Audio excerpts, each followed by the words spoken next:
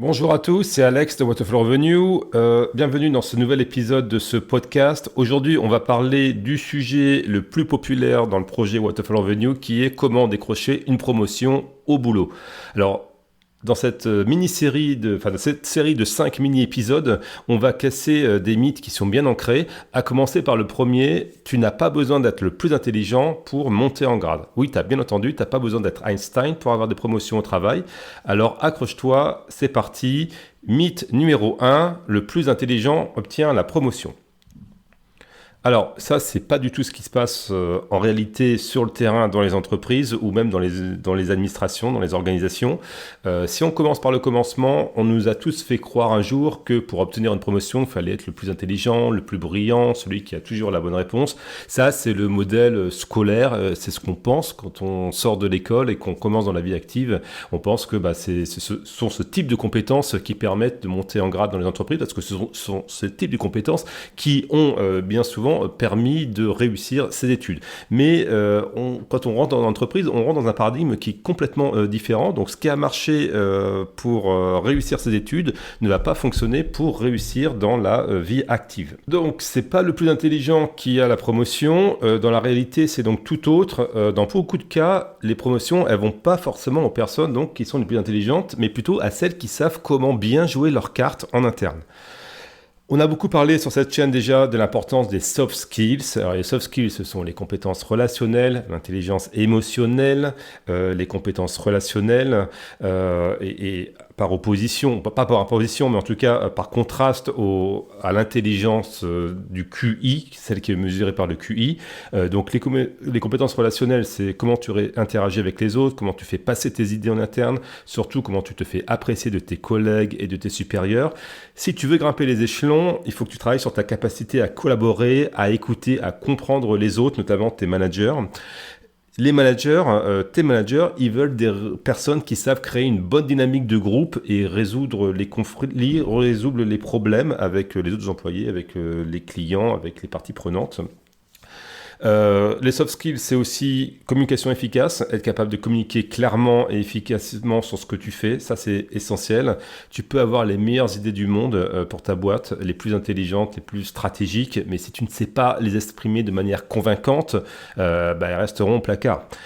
Apprends à présenter tes idées de façon concise et percutante, et là un conseil pour ça, parfois il faut simplifier. Parfois tu es peut-être très intelligent, tu as des concepts très compliqués pour arriver à certains objectifs pour ton entreprise, et tu as peut-être raison là-dessus, mais dans la communication, dans la manière dont tu abordes les choses, il faut tout resimplifier parce que ça fera l'occasion d'un autre podcast, mais ton manager est certainement beaucoup moins intelligent que toi.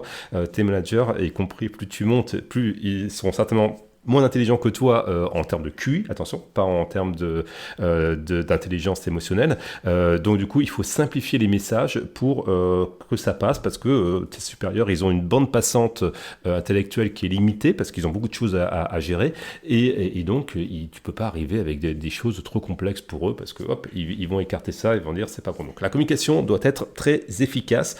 Apprends à présenter tes idées de manière concise, percutante, et ça, c'est maîtriser l'art de la persuasion, et ça peut vraiment faire la différence entre stagner en entreprise et progresser en entreprise, et ça n'a rien à voir avec l'intelligence au sens scolaire du terme. L'autre axe très important pour monter en grade, c'est la visibilité et la perception. Donc la visibilité, c'est pas faire de la lèche, hein, c'est plutôt de la stratégie. Si personne ne sait ce que tu fais, qui tu es dans l'entreprise, comment veux-tu qu'on te propose une promotion ? Il faut que tu participes à des projets transversaux, que tu sois présent dans la réunion, que tu prennes la parole, à bon escient bien entendu, et il faut que tu fasses en sorte que les décideurs connaissent ton nom, qu'ils sachent ce que tu fais et ce que tu apportes actuellement à l'entreprise. La perception, il faut travailler sur la manière dont les autres te perçoivent, et ça joue vraiment un rôle crucial pour avoir une promotion. Parfois, il suffit de bien soigner ton image. Alors là, il y a tout un pan du programme Waterfall Revenue, des formations, surtout la partie, pas Career Booster, c'est Salaire Plus, qui parle beaucoup de perception, comment gérer ton image en interne dans l'entreprise. Mais si je me souviens bien, dans le module Career Booster de formation Waterflow Venue, il y a aussi une partie sur la perception.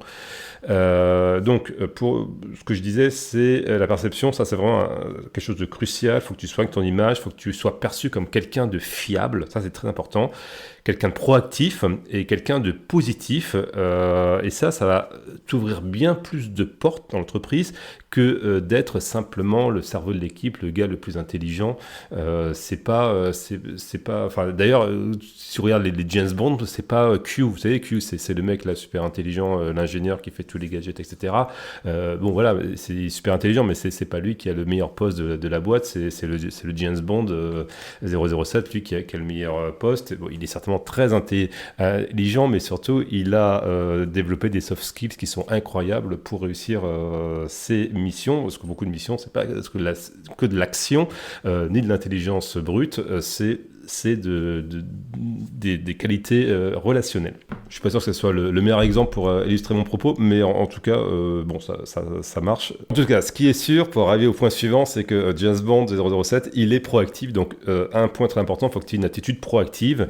Il faut que tu prennes des initiatives. Il ne faut pas te contenter juste de faire ton boulot. Il faut vraiment que tu ailles au-delà, propose des améliorations, lance des projets, bien sûr, avec l'aval de ta hiérarchie, si c'est des choses d'ampleur. Il faut que la taille des projets dans lesquels tu te lances soit proportionnelle à ton niveau de responsabilité.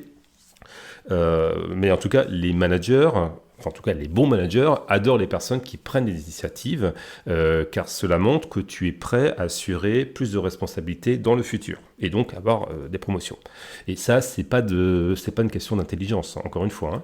Une attitude proactive, c'est aussi anticiper les problèmes, donc montre que tu sais anticiper les besoins de ton entreprise, de ton service, de tes managers, des parties prenantes avec lesquelles tu travailles. Si tu vois un problème potentiel, alors n'attends pas qu'il se manifeste et pour aller dans le bureau de ton chef dire « Ah, il y a un problème ».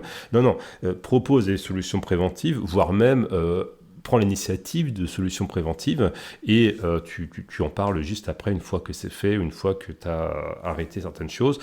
Ça démontre que tu as une vision à long terme et que tu es engagé dans la réussite de l'entreprise. Et anticiper les problèmes, identifier les problèmes, souvent c'est beaucoup d'observations, c'est beaucoup de discussions avec les gens, c'est beaucoup d'interactions avec les gens. C'est pas le mec intelligent qui est juste dans la data à regarder ses rapports comme beaucoup de postes, surtout quand on sort de l'école, qu'on rentre dans la vie active, qu'on aspire à des postes d'agent de maîtrise ou de cadre. Souvent, on est sur des rôles d'analyste. D'ailleurs, il y a beaucoup de postes dont l'intitulé est analyste. C'est de la data, etc. Donc tout ça, c'est très bien. Il faut de l'intelligence, effectivement, pour brasser ce type et manipuler ce type de données. Mais il y a une grande partie de ce qui se passe et des problèmes qui peuvent surgir qui se comprennent quand on sort le nez de la data, quand on va vraiment utiliser ces soft skills pour aller au contact des parties prenantes, des autres personnes de l'entreprise. Et ça, dans la formation Career Booster, pardon, je fais toujours mon placement de produit pour la formation Waterfall Revenue, mais il y a tout un tas de séries d'exercices dans le cahier d'exercices où justement, l'objectif, c'est de vous forcer à aller au contact des autres parties prenantes, des autres collègues, des autres managers de l'entreprise pour justement sortir de votre zone de confort et être au contact des gens, et c'est une des manières qui vous permettent d'avoir des promotions en entreprise. Alors, quelques exemples de mon expérience personnelle de gens que j'ai pu rencontrer dans ma carrière. Donc, je vais changer les prénoms parce que je pense pas qu'ils écoutent. De toute façon, je suis anonyme quand je publie ce podcast, mais quand même, on va quand même changer les prénoms. Alors, on va l'appeler Marc. Alors, Marc, c'était un employé moyen. Honnêtement, enfin, il avait le même poste que moi il y a longtemps, mais franchement, il était plutôt moyen. En tout cas, je le considérais beaucoup moins bon que moi. Mais bon, il savait faire parler de lui. Il participait à plein de réunions, de comités. Il arrivait toujours à se placer dans plein d'endroits. proposer des améliorations, même des idées à la con, faut être clair, mais en tout cas, il était dans cette démarche-là. Et il était pas mal dans l'entraide avec les collègues aussi. Enfin, il aidait, de mon point de vue, ce qu'il pouvait faire, parce qu'il était pas, de mon point de vue, il n'était pas super brillant. Vous l'avez compris, Marc, je l'avais pas en grande estime. C'était loin d'être le plus intelligent de l'équipe, mais quand il y a eu des postes qui se sont libérés, d'ailleurs, moi, j'avais postulé à ces postes-là, je le considérais même pas comme un concurrent. Et au final, lui, il a eu la promotion et pas moi. Enfin, en tout cas, ce poste-là, moi, je l'ai pas eu. Et il a été promu parce que les managers savaient qu'ils pouvaient compter sur lui. Ok, c'est pas le plus intelligent, etc. Il va pas révolutionner le truc, mais il est là, il est disponible. Quand les managers l'appellent à n'importe quelle heure de la journée, il est tout le temps là. Et donc voilà, tout le monde savait qu'il pouvait compter sur lui, et pour le poste très opérationnel dans lequel on parlait, la direction préférait avoir quelqu'un justement qui avait ce type de qualité plutôt que le gars super intelligent comme j'étais à cette époque, c'était au début de ma carrière. Alors, un autre cas, on va l'appeler Sophie. Alors Sophie, là pareil, c'est pas la plus brillante, mais c'est vrai que avant même elle gérait sa petite équipe, là, il y avait 2 nanas qui étaient avec elle. Elle faisait bien le boulot. On voyait dans sa petite équipe, de sa petite cellule, il y avait de l'énergie, à motiver son équipe. Elle avait vraiment cette capacité à écouter, encourager son équipe et puis ses collègues, ses collègues. Et c'est vrai qu'elle crée une bonne dynamique, une bonne ambiance de travail. Et là encore, c'était pas la plus intelligente de toutes les personnes qui auraient pu avoir la promotion quand il y a eu un poste qui était libéré. Mais c'est elle qui est devenue la chef d'équipe à l'époque. Alors moi, j'étais dans une autre partie de l'organisation, mais c'est clair que moi je la considérais pas, elle était pas super intelligente ou brillante ou quoi que ce soit, mais en tout cas elle était bonne dans ce qu'elle faisait dans les relations, et c'est vrai que elle a mérité parfaitement sa promotion. Donc voilà, c'est ces 2 exemples là. Ils veulent, ce que je veux faire, c'est démontrer mon propos au travers de ces deux exemples-là, pour dire que vraiment, c'est pas l'intelligence pure qui compte, c'est d'autres choses qui rentrent en ligne de compte. Donc, si on résume, pour clôturer ce podcast, pour décrocher une promotion, tu n'as pas besoin d'être le plus intelligent. Ce qui compte vraiment, ce sont tes compétences relationnelles, ta capacité à communiquer efficacement, ta visibilité et ton attitude proactive. C'est ça la clé du succès. Donc, merci d'avoir écouté cet épisode. S'il t'a plu, n'oublie pas de le partager, de laisser un commentaire en fonction de sur quelle plateforme tu es. Si tu es sur une plateforme de podcast, tu peux mettre 5 étoiles. Et si tu es intéressé par les formations Waterfall Revenue, tu trouveras un lien en description, ou s'il n'y en a pas sur la plateforme que tu utilises, tu vas sur le site waterfallrevenue.com et tu trouveras tout ce qu'il faut. Et on se retrouve demain pour un autre épisode où on va démystifier un autre mythe pour avoir une promotion. Allez, ciao, à demain, salut.